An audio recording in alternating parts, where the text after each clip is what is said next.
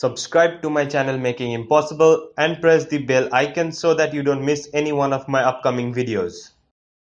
Yo, what's up friends, I'm Shulazari and welcome back to Making Impossible, the channel that teaches you how to make the impossible and be the smartest person in the room. In today's video, I'm going to be teaching you a really cool card controlling technique. It's called the Bluff card control. It's not a bluff pass. I don't know why other people call it a pass, but it's actually a card control. Rather than that, it's an illusion of controlling a playing card. It's a really nice way of controlling any playing card to the second position of the deck from the top, and I don't use this move very often because I use the Marlowe tilt because that is more easier to do.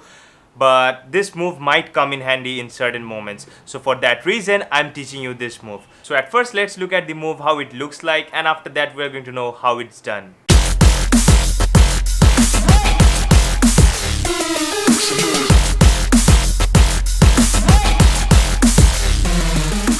This week's Instagram feature goes to Leo Harvey. Follow him on Instagram. Link is given in the video description.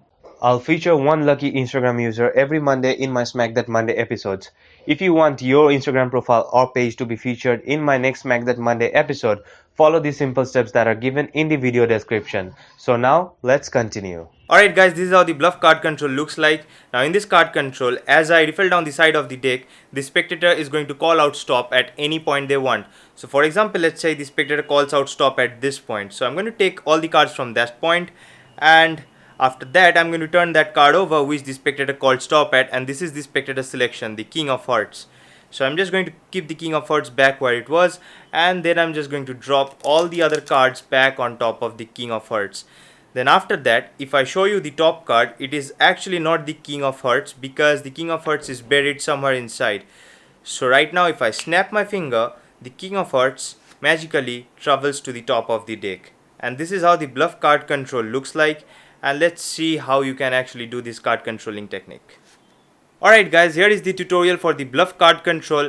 Now in this card control, in the first part, if you are actually letting the spectator select the card while doing the control, then you are actually letting them select the second card from the top. Or if they have selected any other playing card beforehand and they have kept it to themselves, you are asking them to put that card back to the center of the deck, but they are actually putting that back to the second position from the top of the deck. Okay, but they are thinking that they are actually putting it back to the center of the deck, and you're playing that illusion with just one card. And here's how you do it. So at first what you're going to do is you're just going to take this entire deck and you're just going to take a break under the top playing card, and after that what you're going to do is you're just going to riffle down the side of the deck, asking your spectator to call out stop at any point they want. And as soon as he calls out stop, you're just going to fake lift this entire pack. Okay, you're just going to pretend to take this entire pack while you're actually taking this top card, and while you're taking this top card you are actually covering this entire front part with your middle finger, ring finger and your pinky finger, just like this, and you're lifting that card from the pinky break over here.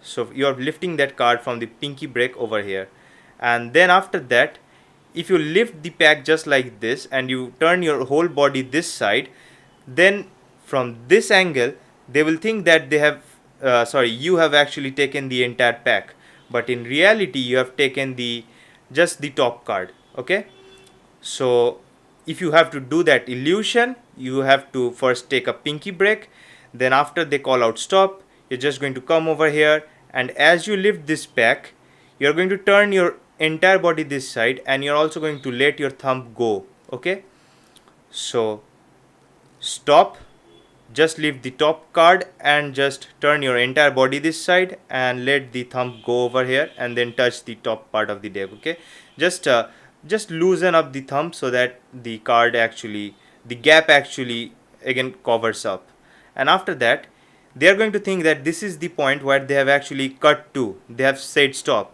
by thinking that this is an entire pack of cards. So they are going to think that this is somewhere in the center of the deck, and you're just going to show this card, and they're going to think that you are showing them a random playing card. Okay, but you're actually showing them the second playing card, and if they have actually taken any playing card, then you're just going to ask them to put that playing card back over here. So they are going to think that they are putting their playing card back in the center of the deck, but they are actually putting their playing card on the second position of the deck. Now from this point you again have to fake the dropping of the cards over this card, okay? You have to fake the dropping of the cards from this hand to this hand. You have to make it look like that there was an entire pack of cards over here in this hand while they were keeping their card over here or selecting the card from over here. So for that reason, while your body is turned towards this side, while turning this side, in this big motion, you are just going to do one secret move. While turning your hand just like this, you are just going to bring this hand front, and as you bring this hand front, you are also going to lift almost 1/3 or maybe 2/3 of the, or maybe half part of the entire deck while the hand comes over here, and then as you turn over here, you're actually going to grab that entire part just like this while you're turning this, while you're actually moving your entire body, because in this big motion you're just going to hide that small motion, okay? And you need to have practice for that, because in this big motion you might also mess up holding the card. So the big motion is going to cover up this small motion of picking this small pack up, okay? And you're going to pick this small pack up while moving, and while this card has actually come almost into the aligned position with the top surface of the deck, okay? So as you come over here, you're just going to pick the card up secretly, pick the pack up secretly, and you're just going to grab it with these 3 fingers and your thumb over here. And after you have done that, you have actually turned to this side, so the spectators will think that this amount of cards were already there in this hand, so you didn't fake anything, and they have actually put their card over here, but their card is right now in the second position.